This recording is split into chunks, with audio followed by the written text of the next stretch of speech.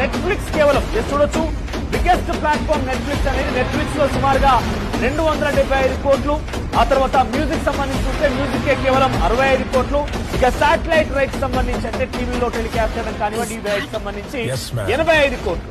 So మొత్తం మీద 1065 కోట్ల రూపాయలని Pushpa all time record, Pushpa to the rule all time record ని కైవసం చేసుకుంది.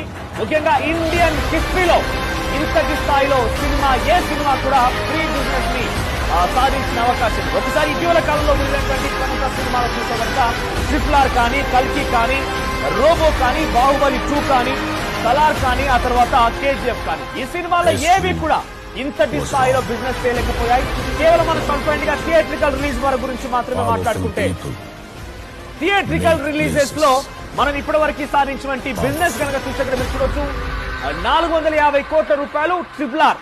దాంట్లో 2 స్టార్ హీరోలు, ఒక ప్రముఖ